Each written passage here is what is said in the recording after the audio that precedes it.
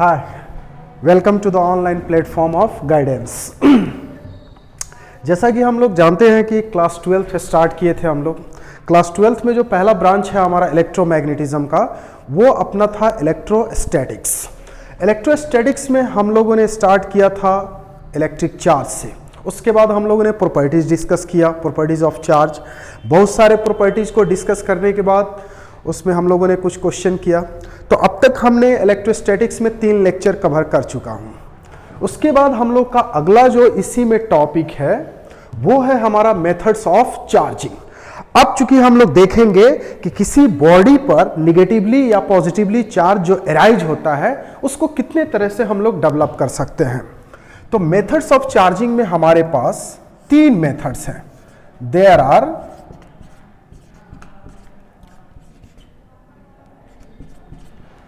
3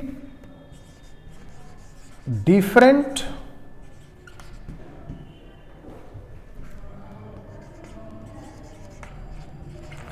methods of charging a body. हम लोग कितने तरह से किसी बॉडी को चार्ज कर सकते हैं? तो चार्ज करने के लिए हमारे पास 3 तरह के प्रोसेस हैं, जिसमें पहला नंबर जो हमारा प्रोसेस है वो है charging of a body.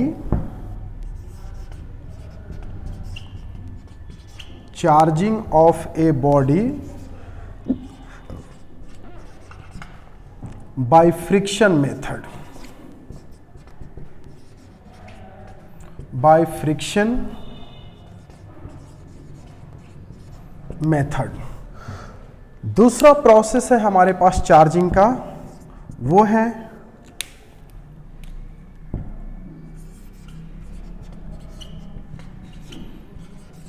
Charging of a body by electrostatic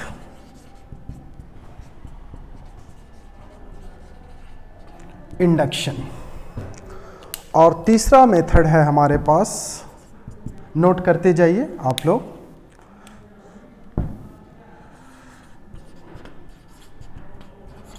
charging of a body bye conduction method. Okay, तो अब हम लोग का नेक्स्ट जो टॉपिक है जो हम लोग डिस्कस करेंगे वो हमारा है मेथड्स ऑफ चार्जिंग, यानी किसी बॉडी पर निगेटिवली या पॉजिटिवली चार्ज हम कितने तरह से डेवलप कर सकते हैं।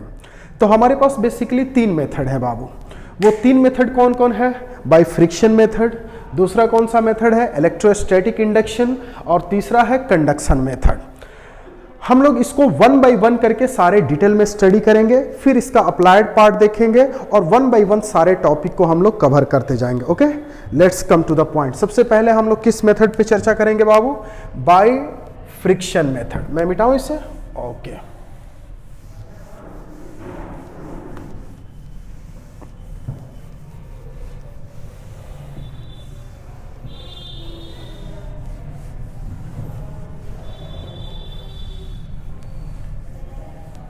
ओके, चलिए हेडिंग डालिए। अब पहला नंबर जो हमारा मेथड है वो कौन सा है? First number,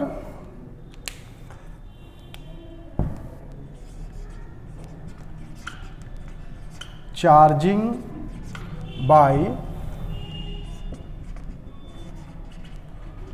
friction method. Note करते चलिए। इसमें है whenever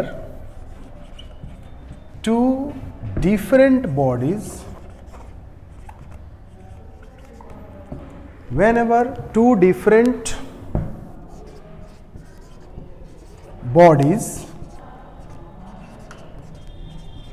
are rubbed together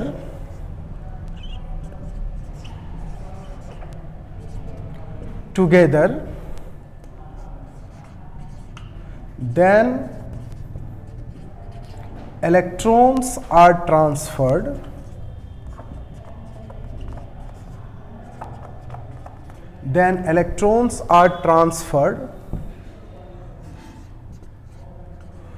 from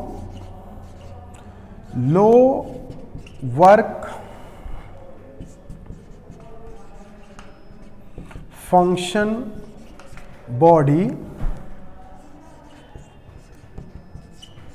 to high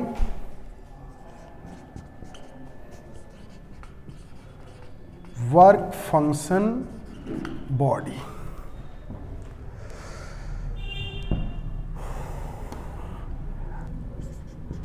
And due to this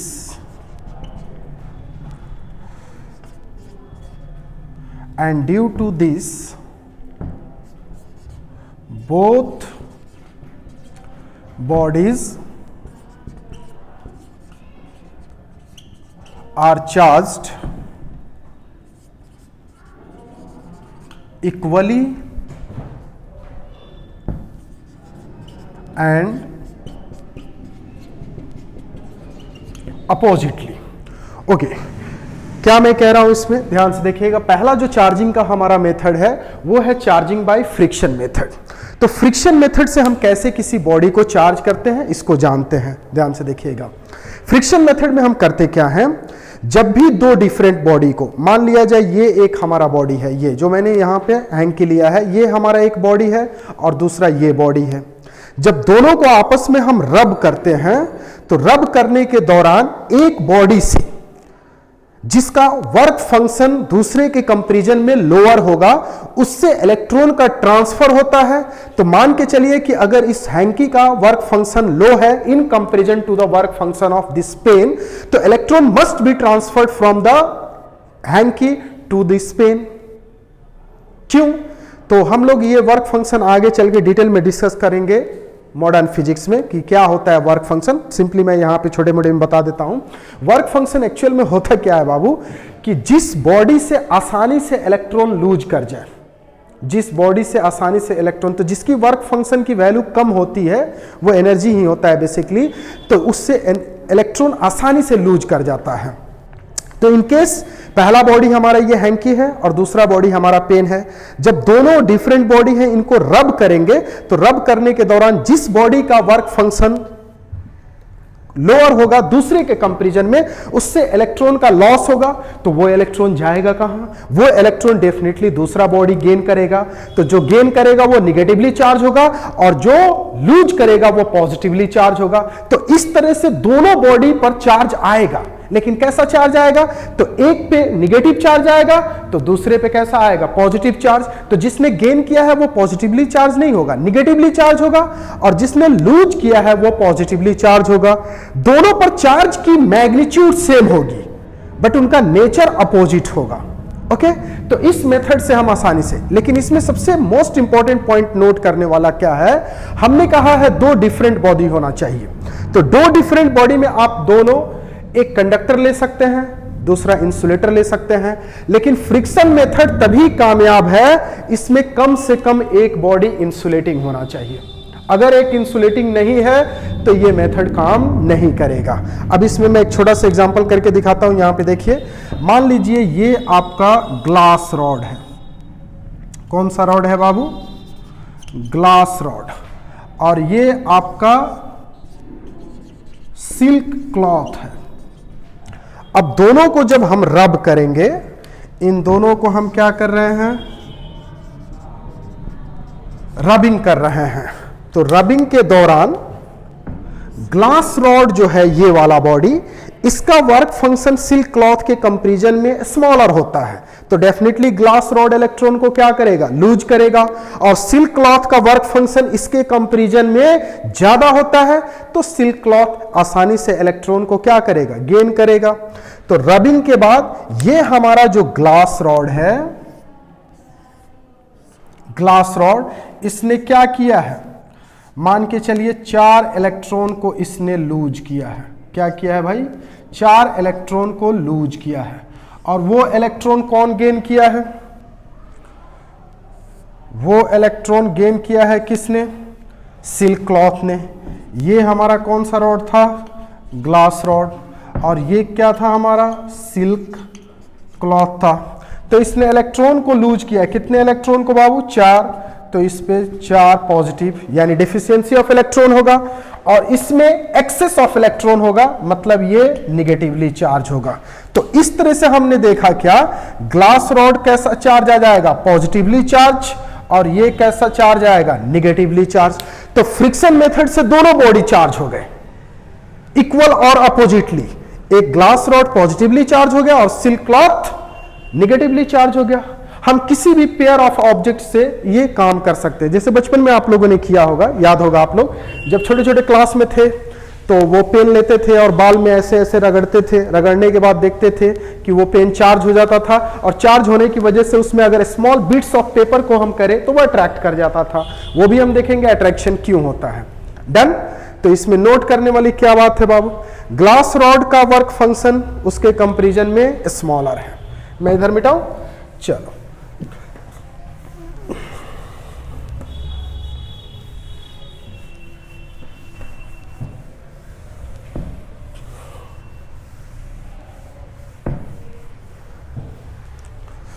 note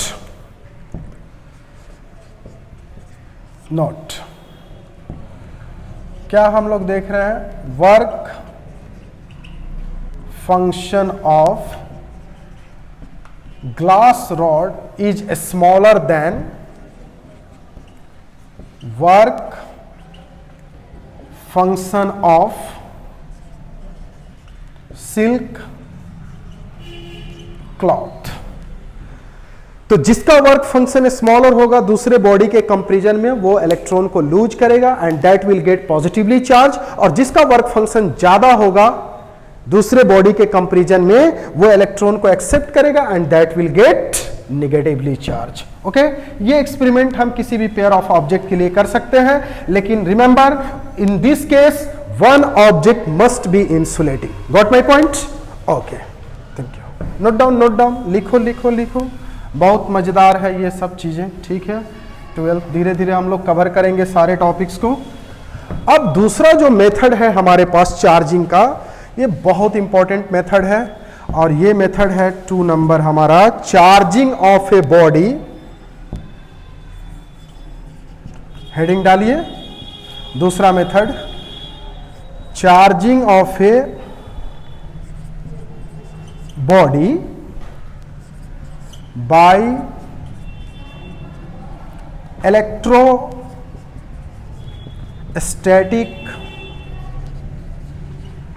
induction. ठीक है भाई, चलिए डिस्कस करें हम लोग इसको।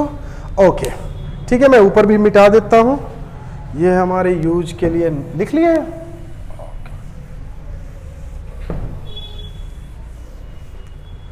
चलो भाई, सब लोग ध्यान से देखो।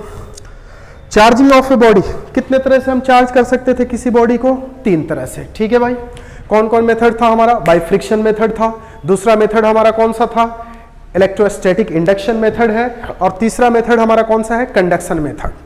पहले को हम लोगों ने डिस्कस किया, अब दूसरे को हम लोग डिस्कस करेंगे, charging of a body by electrostatic induction. सबसे पहले हम जानते हैं कि आखिर ये इलेक्ट्रोस्टैटिक इंडक्शन है क्या, इंडक्शन किसको कहते हैं। ध्यान से देखिएगा, मैं लिखता हूं इसको, आप भी नोट कीजिए।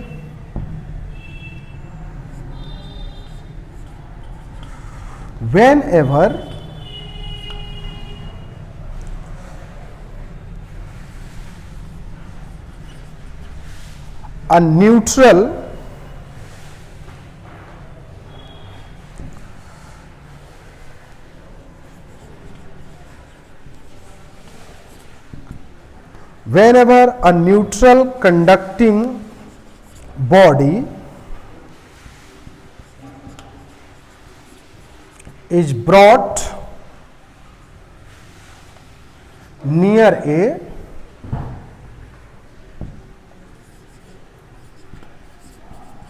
charged body, then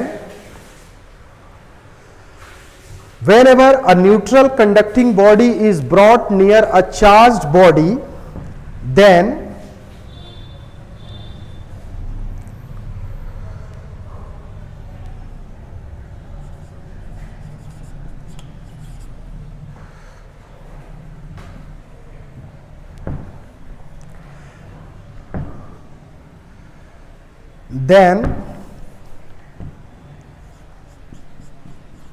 opposite charges appears on the opposite face of neutral body.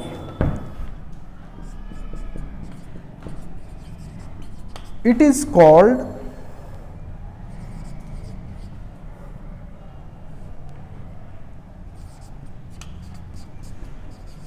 Electrostatic induction. Note कीजिए तो फटाफट जल्दी से क्या कह रहा है वो। सेकंड नंबर पॉइंट जो है हमारा,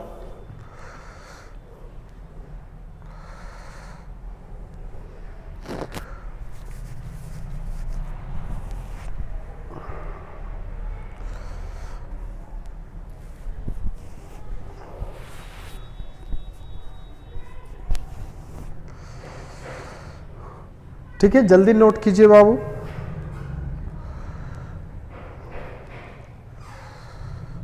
डन, ओके। मैं बढ़ूं आगे। चलो, सेकेंड मेथड क्या कह रहा है बाबू? Charging of a body by electrostatic induction. अब इलेक्ट्रोस्टैटिक इंडक्शन क्या है इसको समझते हैं जरा सा। Whenever a neutral conducting body is brought near a charged body, then opposite charges appears on the opposite face of neutral body. It is called electrostatic induction. पहला जो मेथड था हमारे पास फ्रिक्शन मेथड ऑफ चार्जिंग, इसमें दो body को हमने रब किया था आपस में। लेकिन सेकंड मेथड में हमें रब करने की, कांटेक्ट देने की जरूरत नहीं है। मान के चलिए, मैं थोड़ा सा एक एग्जांपल लेता हूं। सपोज करो ये एक चार्ज बॉडी है, हम नहीं जानते हैं ये पॉजिटिवली चार्ज है या निगेटिवली चार्ज है। अगर मान लिया जाए ये पॉजिटिवली चार्ज है, तो इसके ठीक सामने विदाउट कांटेक्ट अगर किसी न्यूट्रल बॉडी को हम लेके आते हैं, मान लिया जाए ये ब्लैक पेन हमारा न्यूट्रल कंडक्टिंग बॉडी है। कैसा बॉडी है? Neutral conducting body. रेड वाला चार्ज बॉडी है, सपोज कीजिए ये पॉजिटिवली चार्ज है, और ये ब्लैक वाला न्यूट्रल बॉडी है। मतलब अभी इसमें नंबर ऑफ प्रोटॉन और नंबर ऑफ इलेक्ट्रॉन की संख्या आपस में इक्वल है। तो इस न्यूट्रल बॉडी के अपोजिट फेसेस पे मान के चलिए ये वाला फेस जो इसको फेसिंग कर रहा है, और ये वाला फेस जो इसके अपोजिट है, नहीं फेसिंग, दोनों ही फेस पे अपोजिट चार्जेज का अपीयरेंस होता है। इसी प्रोसेस को हम कहते हैं इलेक्ट्रोस्टैटिक इंडक्शन। और इलेक्ट्रोस्टैटिक इंडक्शन में चार्ज का अपीयरेंस से चार्ज नहीं हो जाता है। इसका प्रोसेस हम आगे देखते हैं ये क्या है। ध्यान से देखिएगा, वन बाय वन इसमें पॉइंट मैं करके दिखा रहा हूं। सपोज करो यहां पे मैं इसको दिखाता हूं। सपोज कीजिए बाबू ये एक पॉजिटिवली चार्ज बॉडी है। कैसा चार्ज बॉडी है? पॉजिटिवली, ये चार्ज बॉडी है। मैं इसको लिख देता हूं यहां पे, चार्ज्ड बॉडी। अब ठीक इसके सामने एक हमने लाया न्यूट्रल बॉडी। क्या लाया बाबू? Neutral body. तो अभी ये चार्ज है और ये न्यूट्रल है, यानी इस केस में नंबर ऑफ प्रोटॉन की संख्या नंबर ऑफ इलेक्ट्रॉन की संख्या के बराबर है। ओके, बढ़ते हैं आगे। अब होता क्या है इसमें इंडक्शन में, ये जो हमारा चार्ज्ड बॉडी था, कैसा चार्ज था बाबू? पॉजिटिवली चार्ज था। जैसे ही इसके सामने हम न्यूट्रल बॉडी को लेके आए, इस न्यूट्रल बॉडी को इसके सामने, तो ध्यान से देखिएगा ये कंडक्टिंग बॉडी है। कैसा बॉडी है? Conducting body, neutral conducting body. तो कंडक्टिंग बॉडी में तो इलेक्ट्रॉन फ्री होता है। वो अपने जो फ्री इलेक्ट्रॉन्स होते हैं वो किसी भी एटम से बाउंडेड नहीं होते हैं, they are free to move inside the body. तो चूंकि ये पॉजिटिवली चार्ज बॉडी है, तो इसके अंदर जो फ्री इलेक्ट्रॉन्स हैं वो अट्रैक्शन की वजह से, क्या वजह से? अट्रैक्शन की वजह से इस फेस पे चले आते हैं इधर। तो जो इलेक्ट्रॉन इस साइड में चले आए तो जिस जगह से वो निकले होंगे वहां पे इलेक्ट्रॉन की वैकेंसी होती है। मान के चलिए 4 इलेक्ट्रॉन इस फेस पे आए हैं तो यहां 4 इलेक्ट्रॉन की वैकेंसी हुई। तो ये जो फेस है, ये फेस यहां पे डिफिशियंसी ऑफ इलेक्ट्रॉन है और यहां पे क्या है बाबू, एक्सेस ऑफ इलेक्ट्रॉन है। तो जो हमारा ये पहले क्या था बाबू, चार्ज्ड बॉडी, और ये हमारा क्या था, न्यूट्रल बॉडी। तो ध्यान से देखो मैंने क्या लिखा था, whenever a neutral conducting body is brought near a charged body, जब न्यूट्रल बॉडी को चार्ज बॉडी के नजदीक लाया तो क्या हुआ, देन अपोजिट चार्जेज, यानी इस फेस पे निगेटिव तो इस फेस पे positive, then opposite charges appears on the opposite face of neutral body. तो जो न्यूट्रल बॉडी है इसके अपोजिट फेसेस पे, इस फेस पे अगर निगेटिव आया तो इस फेस पे कैसा अपीयरेंस होगा, पॉजिटिव। इसी मेथड को हम कहते हैं electrostatic induction. But electrostatic induction से चार्ज कैसे देखते हैं ये अगले स्टेप में मैं दिखा रहा हूं। फिगर पर ज्यादा ध्यान दीजिएगा बाबू, ठीक है। इसी डायग्राम से ही पूरा कॉन्सेप्ट क्लियर हो जाएगा।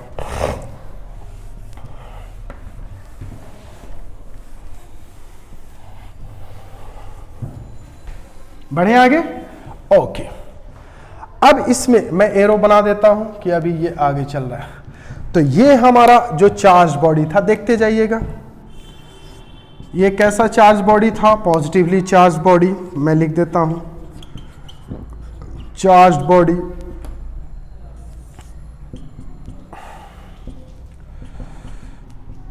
ये कैसा बॉडी था हमारा,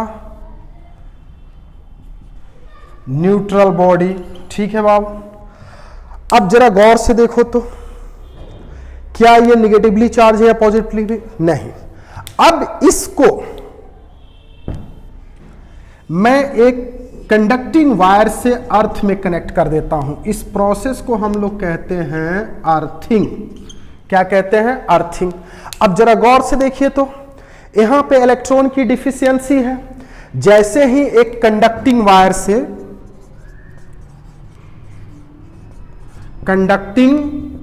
वायर से, इस फेस को ग्राउंड में कनेक्ट करेंगे तो इलेक्ट्रॉन फ्री है, तो यहां पे इलेक्ट्रॉन की डिफिशियंसी है तो अर्थ से इलेक्ट्रॉन इसमें जाएगा।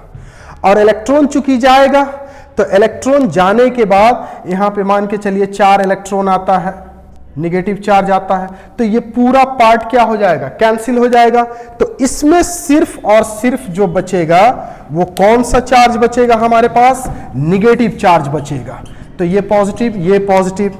अब जो न्यूट्रल बॉडी था इसमें ये निगेटिवली चार्ज बॉडी। तो ये पहले कैसा बॉडी था बाबू,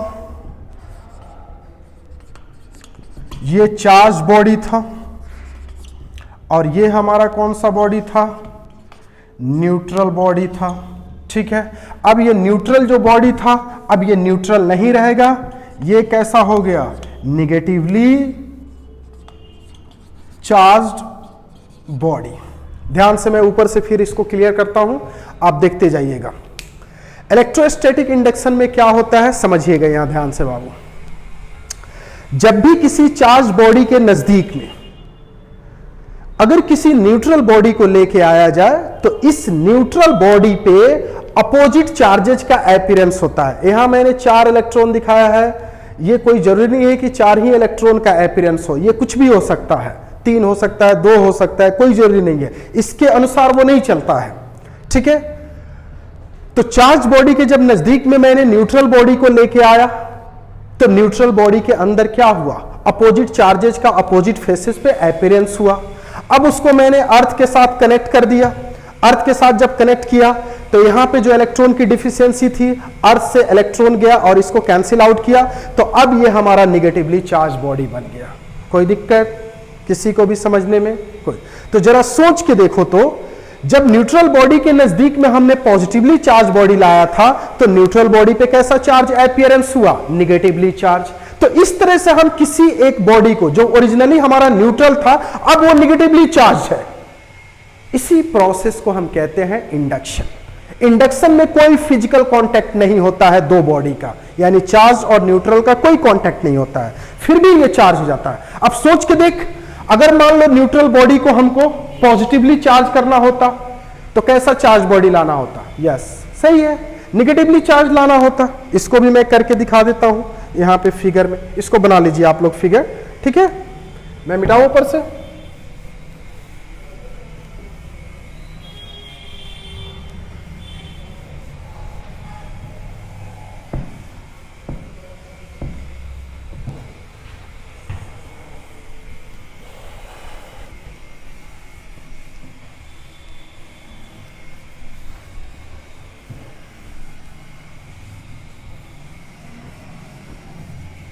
नेक्स्ट आते हैं यहां पे, मान के चलिए ये हमारा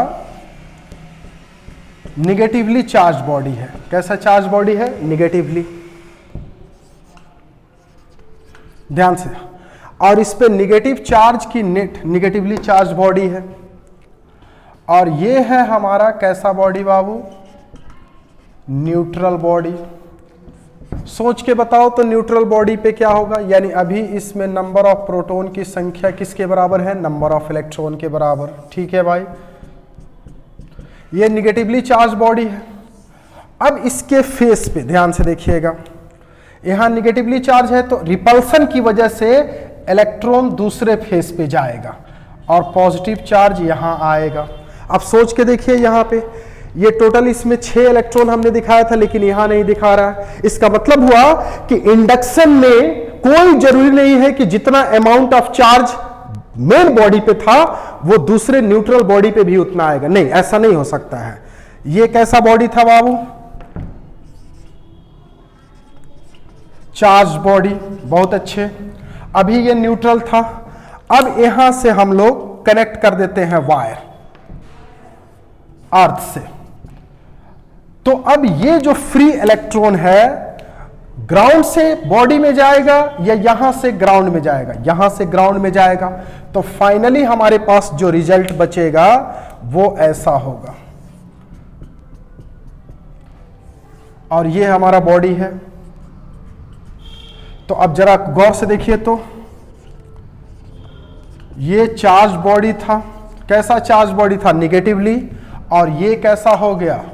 पॉजिटिवली चार्ज्ड। ध्यान से देख रहे हैं आप लोग? ओके, तो इस तरह से हम चाहें तो निगेटिवली चार्ज भी कर सकते हैं और पॉजिटिवली। तो दोनों ही केस में एक लाइन में बताओ तो इंडक्शन में क्या होना? अगर किसी बॉडी को पॉजिटिवली चार्ज करना हो तो उसके नजदीक में कैसा बॉडी लाना होगा? निगेटिवली चार्ज बॉडी लाना होगा। यस। और किसी को अगर पॉजिटिवली चार्ज करना हो तो उसके नजदीक में निगेटिवली, और निगेटिवली चार्ज करना हो तो उसके नजदीक में पॉजिटिवली चार्ज लाना होगा। अब मेन केस यहां पे क्या, अब इसमें टेक्निकली जो पॉइंट उठता है वो क्या है? ध्यान से देखिएगा, जो चार्ज बॉडी होता है ना, ये चार्ज बॉडी, तो ओरिजिनली इस पे कुछ अमाउंट होगा चार्ज का, होगा कि नहीं होगा? यस, होगा। तो जो ओरिजिनली चार्ज बॉडी था उस पर ओरिजिनल चार्ज की वैल्यू को हम Q मान लेते हैं, जिसको हम क्या कहेंगे? Main charge. जो किस पर था बाबू? चार्ज बॉडी पे। अब इंडक्शन की वजह से ये भी बॉडी जो पहले न्यूट्रल था वो भी तो चार्ज हुआ है। यस। तो इस पे जो चार्ज आता है वो इंडक्शन की वजह से आता है और उसके अमाउंट को हम लोग मान ले रहे हैं Q डैश। तो Q डैश ओरिजिनल बॉडी पे चार्ज है या इंडक्शन के बाद आया है? इंडक्शन के बाद। इस चार्ज को हम कहते हैं इंड्यूस्ड चार्ज। क्या कहते हैं बाबू? Induced charge. और इंड्यूस्ड चार्ज की जो वैल्यू होती है Q डैश, वो वैल्यू होती है -Q 1-1/K। मैं अच्छे से यहां लिख देता हूं K। ध्यान से देखिएगा, बहुत इंटरेस्टिंग रिजल्ट है। अब जरा सोच के देखो, इसमें Q डैश क्या है बाबू? Q dash is the induced charge, यानी इंड्यूस्ड चार्ज की वैल्यू, यानी इंडक्शन के बाद जितना चार्ज आया है अर्थिंग। Q जो है वो मेन चार्ज है। K को हम कहते हैं इसमें डाई इलेक्ट्रिक कांस्टेंट। क्या कहते हैं K को बाबू? K को हम कहते हैं डाई, वो मटेरियल पे निर्भर करेगा, डाई इलेक्ट्रिक कांस्टेंट। और K की जो वैल्यू होती है वो ऑलवेज ग्रेटर देन और इक्वल टू 1। हमेशा 1 से बड़ा होगा या 1 से लेस होगा। अब जरा सोच के देखो तो, अगर ओरिजिनल बॉडी निगेटिवली चार्ज होगा तो निगेटिव निगेटिव मिलके क्या बना देगा, पॉजिटिव बना देगा। इसका मतलब हुआ कि इंड्यूस चार्ज का वैल्यू जो आएगा वो पॉजिटिव होगा। अगर मेन चार्ज हमारा पॉजिटिव है तो इंडक्शन के बाद जो चार्ज आएगा वो क्या होगा, निगेटिव आएगा। तो इस इक्वेशन से हम इंड्यूस चार्ज का नेचर भी पता कर सकते हैं और उसका मैग्नीट्यूड भी पता कर सकते हैं। तो इसमें एक बार फिर से आप देख लीजिए क्या क्या है ये कहानी। क्यू क्या है बाबू, जो ओरिजिनली चार्ज बॉडी पे मेन चार्ज की वैल्यू है। क्यू डैश क्या है, इंडक्शन के बाद जो चार्ज अपियर हुआ है। के इसमें क्या है, डाई इलेक्ट्रिक कांस्टेंट है जिसकी वैल्यू हमेशा ग्रेटर देन और इक्वल टू 1 होगा। So Q dash is equal to minus Q into 1 minus K. ये इक्वेशन याद रहेगा। ओके लिखो, जल्दी जल्दी लिखो, छाप लिख लिए, ठीक है।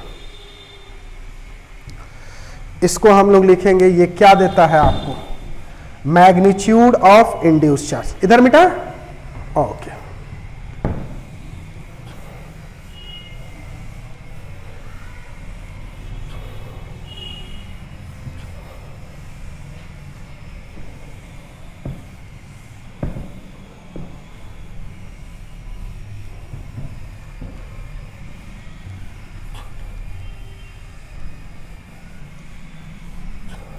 बढ़े आगे, ओके।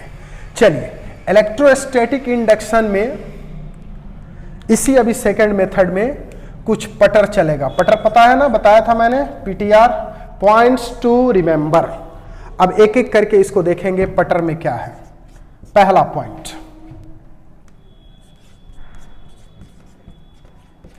ये इंडक्शन से रिलेटेड है बाबू। Electrostatic induction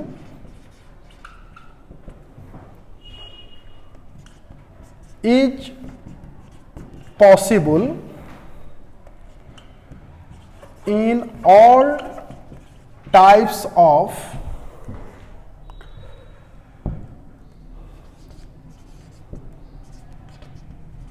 materials.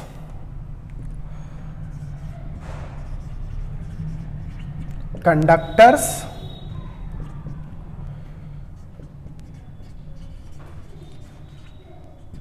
insulators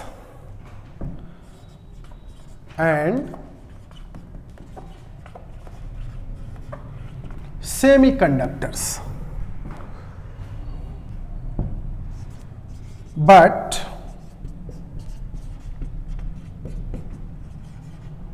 electrostatic induction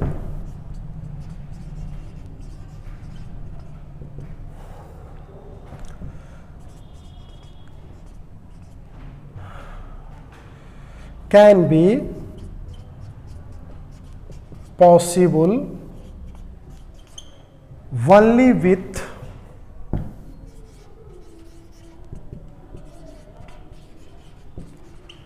conductors. Note कीजिए तो पहला पॉइंट पटर में, फटाफट जल्दी से नोट कीजिए बाबू।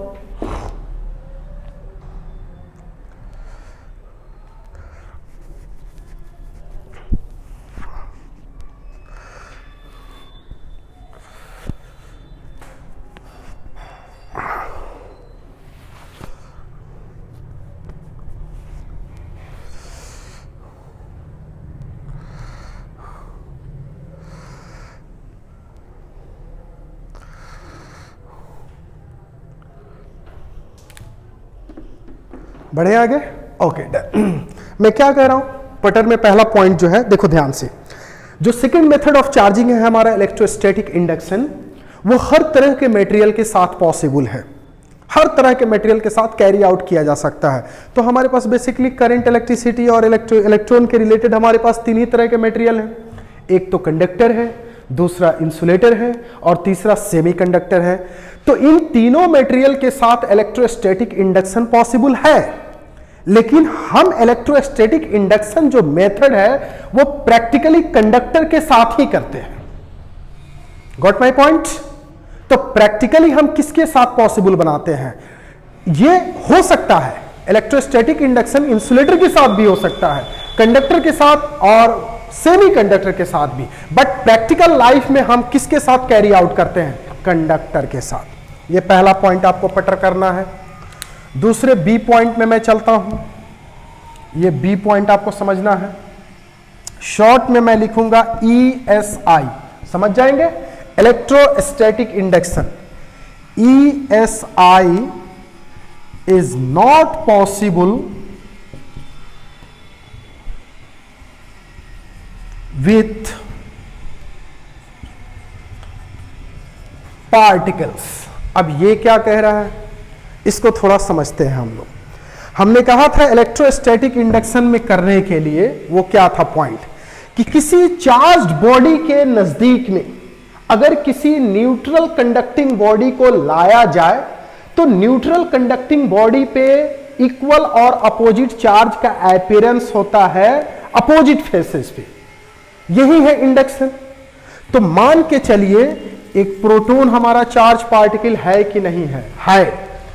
और न्यूट्रॉन न्यूट्रल पार्टिकल है कि नहीं है, है। तो क्या न्यूट्रॉन को अगर प्रोटॉन के नजदीक लाया जाए तो न्यूट्रॉन पे अब चार्ज का अपीयरेंस होगा? नहीं होगा, बिल्कुल नहीं होगा। ये कैसा है,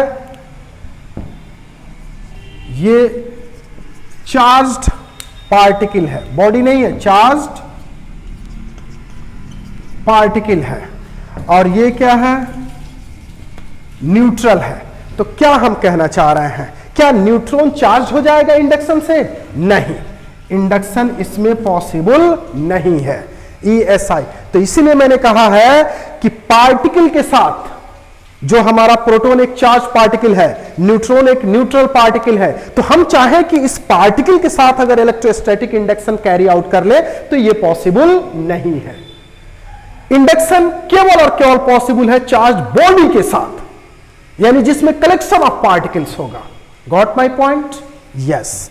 तो ESI is not possible with particles. तो मैंने ये क्रॉस क्यों दिया है, ESI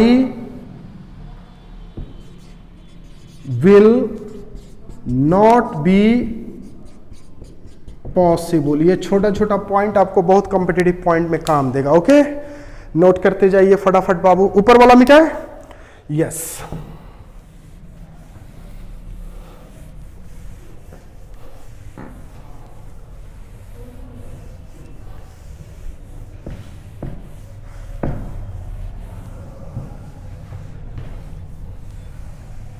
आ जाओ भाई, तीसरा नंबर पॉइंट, सी नंबर, पटर में ही चलेगा। अभी मैं लिखता हूं, देखिए, due to ESI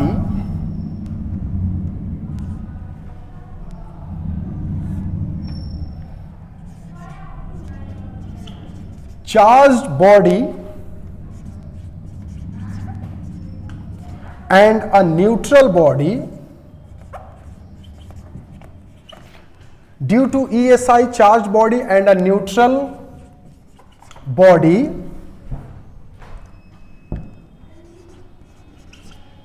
may be attracted। बड़ा इंटरेस्टिंग पॉइंट है, सब देखते जाइए। नीचे मिटाओ, चलो ठीक है।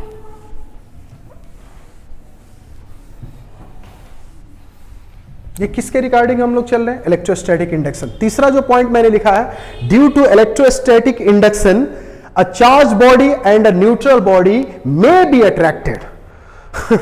तो कहोगे क्या क्या सर बता रहे हैं, ये तो बड़ा बेकार चीज लग रहा है, कैसे कैसे चीज। आज तक तो हम लोग पढ़े थे कि चार्ज में अट्रैक्शन होता है, लेकिन एक चार्ज में और न्यूट्रल बॉडी में भी अट्रैक्शन हो सकता है। यस, इंडक्शन की वजह से अट्रैक्शन हो सकता है। कैसे पॉसिबल है, तो कहोगे अरे ये तो सर इलेक्ट्रोस्टैट के लॉ को डिसोबे कर रहा है, ये तो इलेक्ट्रोस्टैटिक के लॉ को ही वायलेट नहीं कर पा रहा है, ये तो वायलेट कर रहा है लॉ को। ऐसा कैसे पॉसिबल हो सकता है कि किसी चार्ज बॉडी में और न्यूट्रल बॉडी में, आज तक हमने पढ़ा था कि दो चार्ज बॉडी है तो उनके बीच में अट्रैक्शन होगा या रिपल्सन होगा, लेकिन एक चार्ज बॉडी में और एक न्यूट्रल बॉडी में कैसे अट्रैक्शन हो सकता है सर? हो सकता है, बिल्कुल हो सकता है, क्यों नहीं हो सकता है? इसकी को तो समझना है आपको, मैं दिखाता हूं कैसे। जरा देखो तो बाबू, मान लो ये हमारा है ग्लास रॉड, तो ग्लास रॉड का वर्क फंक्शन तो हमने पढ़ा था, लो होता है। तो ये इलेक्ट्रॉन को क्या किया होगा, लूज किया होगा। बहुत अच्छा। तो ग्लास रॉड को हमने पॉजिटिवली चार्ज कर लिया। कैसा चार्ज कर लिया? पॉजिटिवली। कैसे किया होगा? ये फ्रिक्शन से किया होगा। बहुत अच्छे। तो फ्रिक्शन से कैसे ग्लास रॉड को? तो ग्लास रॉड को और सिल्क क्लॉथ को जब आपस में रब किए होंगे तो ग्लास रॉड ने इलेक्ट्रॉन लूज किया होगा और सिल्क ने इलेक्ट्रॉन को एक्सेप्ट किया है। So glass rod becomes positively charge and silk cloth becomes negatively charge. तो ये हमारा अब कैसा बॉडी है? पॉजिटिवली चार्ज्ड बॉडी है, जिसमें चार्ज आया है कैसे?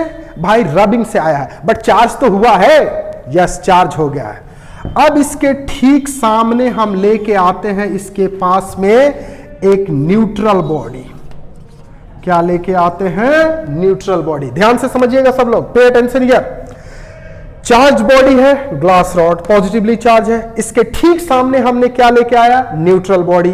क्या पढ़ा था ईएसआई में कि किसी भी न्यूट्रल कंडक्टिंग बॉडी को अगर चार्ज की बॉडी के नजदीक लाते हैं तो चार्ज अपीयर करता है अपोजिट फेस पे। तो जरा सोच के बताओ, तो ये वाला जो फेस है, ये वाला जो इसको फेसिंग कर रहा है, तो इस पे कैसा चार्ज अपीयर होगा? Negative charge. बिल्कुल सही। तो इस फेस पे कैसा चार्ज अपीयर हुआ होगा? Positive charge. बहुत अच्छे, वेरी गुड। ठीक है, अभी इसको हम अर्थिंग वर्थिंग नहीं कर रहे हैं, तो अर्थिंग वर्थिंग नहीं करेंगे तो ये पॉजिटिवली, तो न्यूट्रल बॉडी है ये। बहुत अच्छे। न्यूट्रल बॉडी पे इंडक्शन की वजह से इस फेस पे नेगेटिव चार्ज और इस फेस पे पॉजिटिव चार्ज।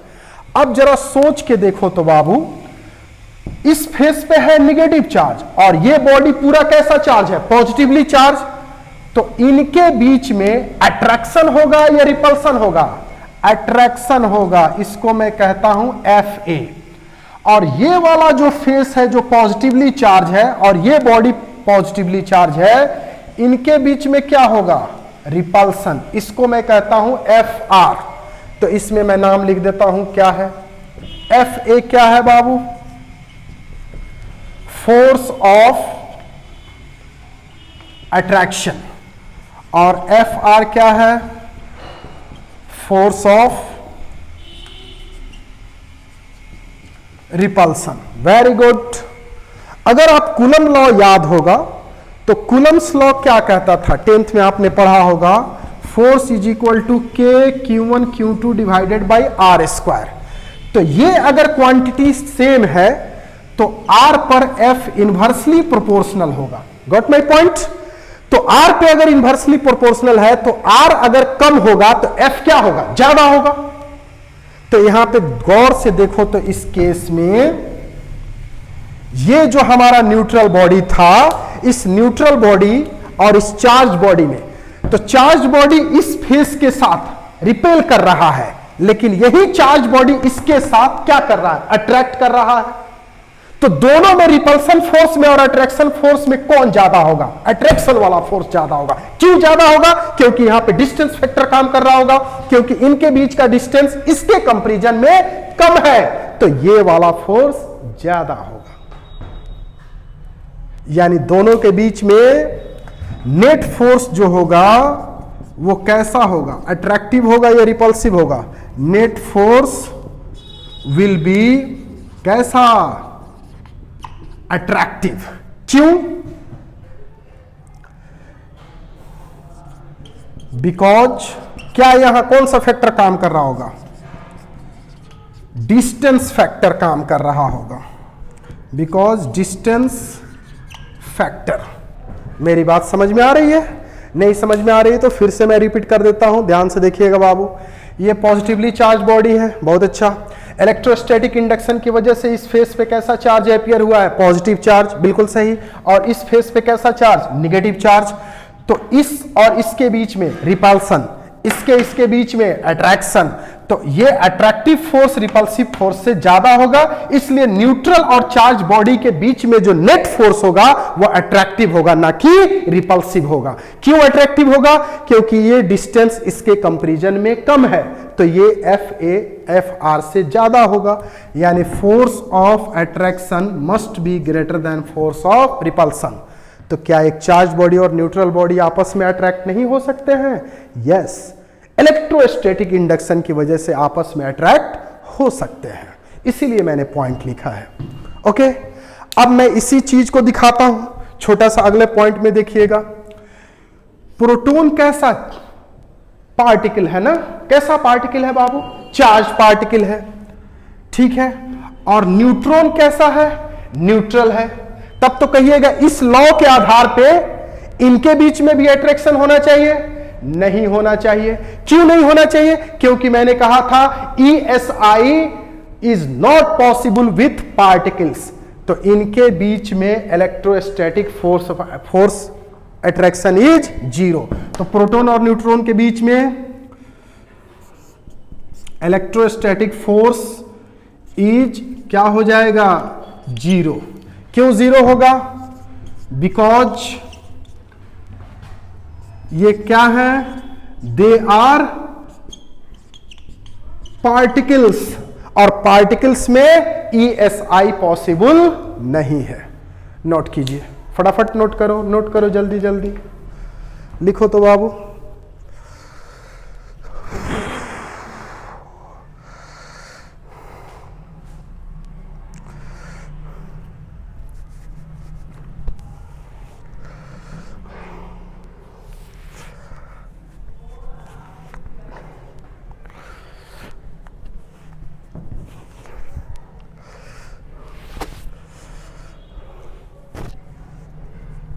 हो गया, ओके, जल्दी क्विकली थोड़ा लिखिए।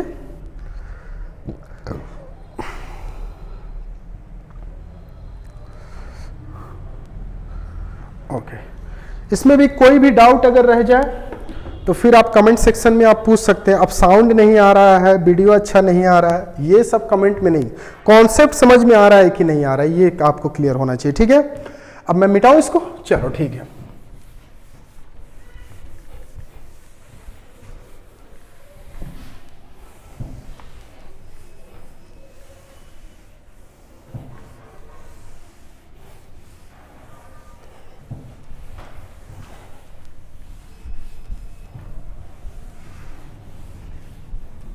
नेक्स्ट पॉइंट पटर में ही अभी चलेगा। कितने पॉइंट्स हो गए, 3। चौथे नंबर पॉइंट्स डी लिखिए। Due to ESI electrostatic induction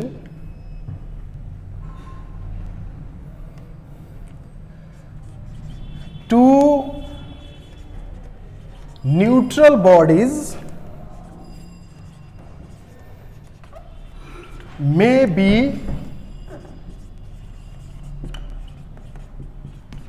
attracted.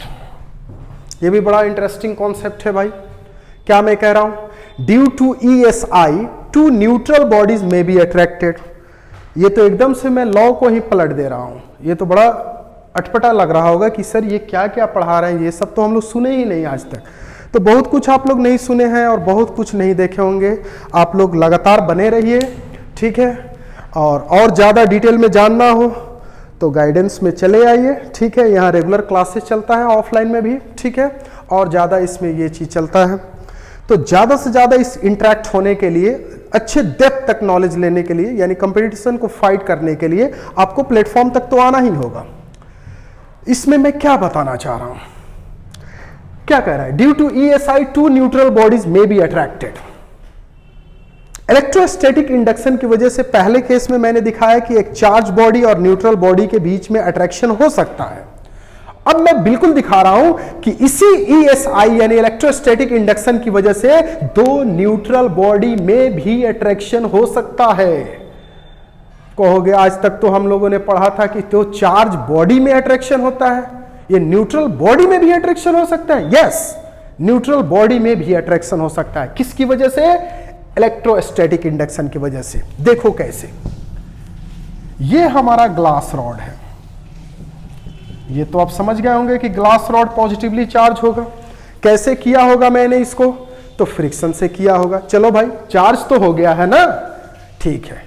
इसके ठीक सामने एक मैं न्यूट्रल बॉडी लेके आता हूं और एक दूसरा न्यूट्रल बॉडी लेके आता हूं। जरा सोच के देखिए तो, ये चार्ज बॉडी है, तो इंडक्शन की वजह से इस वाले फेस पे कौन सा चार्ज एपियर होगा, निगेटिव। तो इधर कौन सा चार्ज एपियर होगा, पॉजिटिव, बिल्कुल सही। अब इस फेस पे पॉजिटिव चार्ज है तो यहां पे इंडक्शन की वजह से कौन सा चार्ज आएगा, निगेटिव, और यहां पे कौन सा चार्ज आएगा, पॉजिटिव। कोई दिक्कत वाली बात बिल्कुल नहीं है। अब जरा सोच के देखिए आप लोग, बहुत इंटरेस्टिंग है ये फेस। अब ये दोनों न्यूट्रल बॉडी, ये कैसा बॉडी था, लिख दूं क्या, चलो ठीक है भाई, ये कैसा बॉडी था, चार्ज्ड बॉडी था हमारा। ये कैसा बॉडी था हमारा, न्यूट्रल बॉडी था। ये भी हमारा क्या है, न्यूट्रल बॉडी है। इस बॉडी का नाम ले लो ए और इसका नाम ले लो बी। कोई दिक्कत वाली बात। इस फेस पे कैसे चार्ज है, पॉजिटिव। इस फेस पे कैसे चार्ज है, निगेटिव। तो इन दोनों फेस के बीच में क्या होगा, अट्रैक्शन या रिपल्सन, अट्रैक्शन। और इस फेस के बीच में, ऊपर वाले देखते रहिएगा यहां पे, इस फेस के, ये फेस पे कौन सा चार्ज है, पॉजिटिव, और इस पर भी कौन सा, पॉजिटिव। तो इनके बीच में क्या होगा, रिपल्सन। इन दोनों के बीच का डिस्टेंस इससे ज्यादा है, तो यहां भी बताओ तो अट्रैक्शन रिपल्सन से ज्यादा होगा या कम होगा, ज्यादा होगा। यहां भी डिस्टेंस फैक्टर, तो यहां भी net force between A and B, मतलब दोनों न्यूट्रल बॉडी के बीच में net force between A and B is attractive. क्यों, क्योंकि फोर्स ऑफ अट्रैक्शन रिपल्सन से क्या होगा, ज्यादा होगा। क्यों ज्यादा होगा, किस वजह से, डिस्टेंस फैक्टर। तो देखा आपने, देखा कितना आसानी से दो न्यूट्रल बॉडी भी इंडक्शन की वजह से आपस में क्या कर सकते हैं, अट्रैक्ट। तो अब बताओ तो, ये एक चार्ज पार्टिकल है प्रोटॉन, दूसरा न्यूट्रल कौन है, न्यूट्रॉन, और तीसरा भी न्यूट्रल है, न्यूट्रॉन। तो क्या न्यूट्रॉन न्यूट्रॉन के बीच में भी अट्रैक्शन होगा, बिल्कुल नहीं होगा। न्यूट्रॉन न्यूट्रॉन के बीच में अट्रैक्शन नहीं होगा। क्यों नहीं होगा, इसलिए नहीं होगा क्योंकि पार्टिकल के बीच में ESI पॉसिबल नहीं है। यही तो मैंने सेकंड पॉइंट में पढ़ाया था। तो force between neutron and neutron is 0। क्यों, बिकॉज क्या है ये दोनों, दे आर पार्टिकल, और पार्टिकल के बीच में ESI पॉसिबल नहीं है। ये लिख लीजिएगा, नोट कीजिए। ओके, जल्दी जल्दी नोट करो।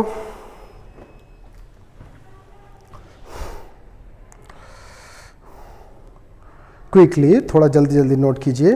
कोई भी क्यूरी हो बाबू आप बिल्कुल पूछ लीजिएगा, ठीक है। मैंने आपको पूरा लिंक बताया था, आप कमेंट सेक्शन में भी पूछ सकते हैं। और दूसरा जो गाइडेंस का नंबर है, गार्ड सर का नंबर है, व्हाट्सएप ग्रुप है जो स्टूडेंट्स का, उस पर भी आप लोग सेंड कर सकते हैं। सर हमको फॉरवर्ड कर देंगे, मैं आपको आंसर रिप्लाई दे दूंगा, ठीक है। और जल्दी से जल्दी आप लोग ऑफलाइन क्लासेस में आइए, ठीक है। चलो, और एक चीज आपको पता है, यहां पर हम लोग 10th के बाद से ही मेडिकल का बैच चलाते हैं, रैंकर्स बैच के नाम से, ठीक है। इसलिए आप लोग फर्स्ट जितना जल्दी आएंगे, उसमें क्रीम बच्चों का ही सिलेक्शन होता है, उसमें आप लोग एंट्री कीजिए और डायरेक्ट फर्स्ट अटेम्प्ट में ही मेडिकल क्रैक कीजिए, ठीक है। और ये ऐसा नहीं है, एक चीज और ध्यान रखना है, ये ऐसा नहीं है कि सिर्फ मेडिकल वालों के लिए है, आप जेई मेंस की भी तैयारी किससे कर सकते हैं, ठीक है। एडवांस के लिए और थोड़ा सा ऊपर मुझे जाना होगा, ठीक है। इसलिए ये बेसिकली नीट और जेई मेंस वाले बच्चों के लिए प्रिपरेशन के लिए है, ठीक है। बोर्ड वोर्ड तो चलता रहता है, डिस्क्रिप्शन में ऐसा लिख दिया गया है, उस पर फोकस नहीं करना है, कॉन्सेप्ट पे फोकस करना है, ठीक है बाबू।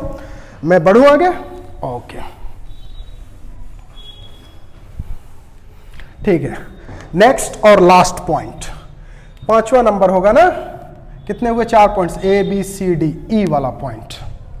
ये लास्ट पॉइंट लिखिए, due to ESI two like charged bodies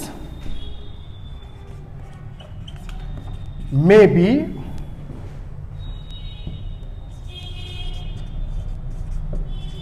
attracted। इसमें मैं क्या कह रहा हूं, ये तो बड़ा अटपटा मैं ढंग का काम कर रहा हूं। पहले तो मैंने एक चार्ज बॉडी और न्यूट्रल को ही अट्रैक्ट करा दिया, कहा कि इंडक्शन की वजह से अट्रैक्शन पॉसिबल है। दूसरे में मैंने दो न्यूट्रल बॉडी को ही अट्रैक्ट करा दिया, कहा कि इंडक्शन की वजह से दो न्यूट्रल बॉडी के बीच में भी अट्रैक्शन पॉसिबल है। अब मैं कह रहा हूं कि इंडक्शन की वजह से दो लाइक चार्ज बॉडी, यानी दोनों अगर निगेटिवली चार्ज है तब भी उनके बीच में अट्रैक्शन पॉसिबल है, और दो पॉजिटिवली चार्ज बॉडी है तब भी उनके बीच में इंडक्शन पॉसिबल है। तब कहोगे सर इसका मतलब तो पहले आपने गलती पढ़ाया था, आपने कहा था दो पॉजिटिव के बीच में क्या होता है, रिपल्सन होता है। मैं क्या कह रहा हूं, इसमें इंडक्शन अगर पॉसिबल है तब, ध्यान से देखिएगा यहां पे, इसको समझना है आपको। मान लीजिए ये एक पॉजिटिवली चार्ज बॉडी है। कैसा चार्ज बॉडी है बाबू? पॉजिटिवली चार्ज बॉडी है, जिसके सरफेस पे मैं चार्ज को दिखा रहा हूं, ठीक है। कंडक्टिंग होगा तो सरफेस पे चार्ज अपीयर करेगा। ये सारे केसेस हम लोग दिखा रहे हैं। और इस पे अभी टोटल चार्ज की जो वैल्यू है वो Q1 है, इस पे नेट चार्ज की वैल्यू। और एक दूसरा मैं यहां पे बॉडी बना रहा हूं, ये भी पॉजिटिवली चार्ज है।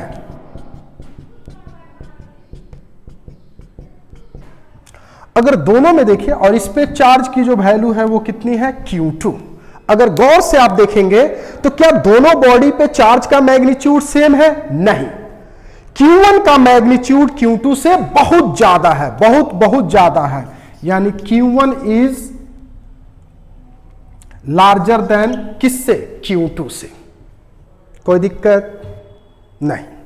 अब जरा गौर से देखिएगा, इसमें का ये वाला पोर्शन मैं थोड़ा लेता हूं, इतना पोर्शन, और इसमें का मैं थोड़ा ये वाला पोर्शन लेता हूं। ध्यान से देखिएगा, बड़ा इंटरेस्टिंग रिजल्ट है।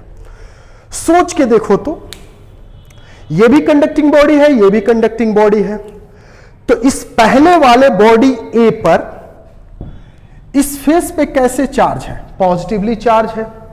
तो पॉजिटिवली चार्ज जब यहां पे प्रेजेंट है तो इंडक्शन की वजह से इस फेस पे कैसा चार्ज अपीयर होगा? कैसा चार्ज? Negative charge.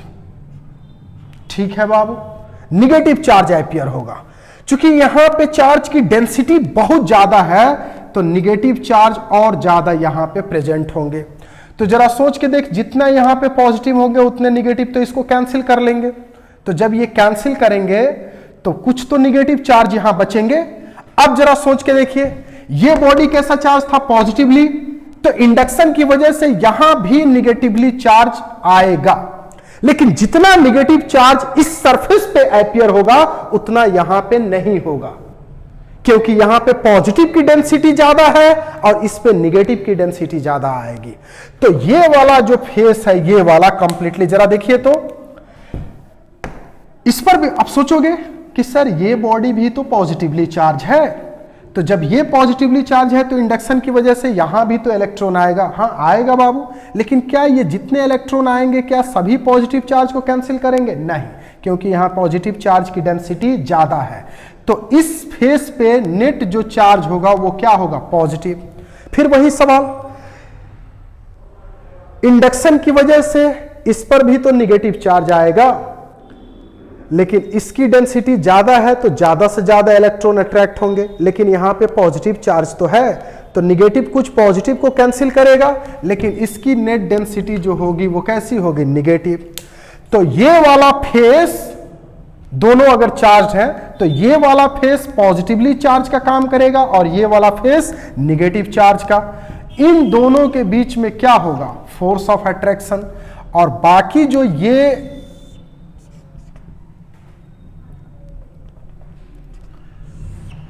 इस फेस और इस फेस के बीच में क्या होगा? रिपल्सन। तो यहां भी देखो तो डिस्टेंस फैक्टर की वजह से force of attraction force of repulsion से क्या होगा? ज्यादा होगा। तो जब रिपल्सन से ज्यादा होगा अट्रैक्शन, तो इसमें भी नेट फोर्स बिटवीन, नाम दे देता हूं इसको मैं ए और इसका नाम क्या दे देता हूं? B. Net force between A and B will be क्या होगा?